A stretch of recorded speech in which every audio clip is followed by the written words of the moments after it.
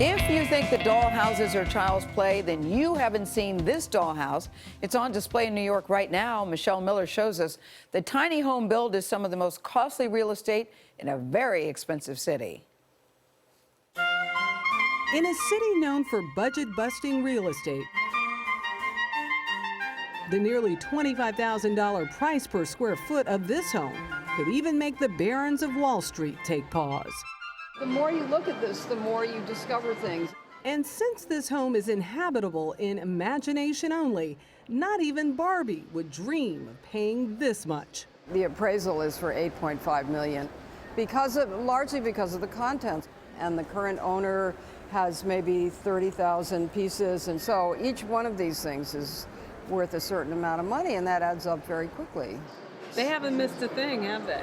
No, and there's always room for a little bit more. Dorothy Twining-Globus is the project coordinator for the Astolat Dollhouse Castle, now on display at New York's Time Warner Center. Here's the armory. There is a suit of armor, a serving set of silver, and jewelry with real, albeit very small, gemstones. We have these little tiny necklaces and a pair of earrings that are set with topazes. They're a 1/16 of an inch. Anyone who has something like this, would you call it borderline obsession? Yes, but I'm a big fan of obsession. I think obsession is really important. I'd call it passion, too. I think that once you get hooked on dollhouses, you're hooked for life.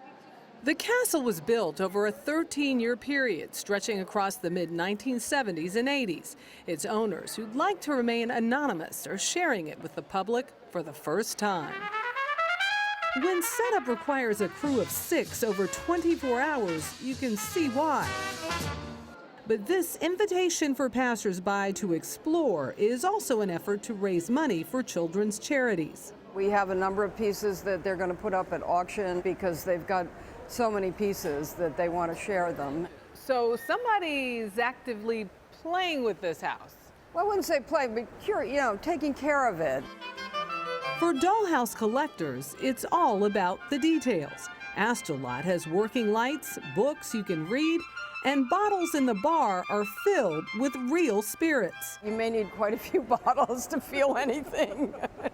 There is only one resident here. Merlin lives 9 feet high in the castle tower, leaving 28 rooms open for children of all ages to admire. It's always evolving, because, don't you rearrange your house from time to time? I'd like to, but I can't afford to. Well, this is much easier because you don't need someone to help move the couch, right? Well, with an $8 million appraisal tag, I'd have to say, you do it very carefully. Well, absolutely. For CBS This Morning, Michelle Miller, New York.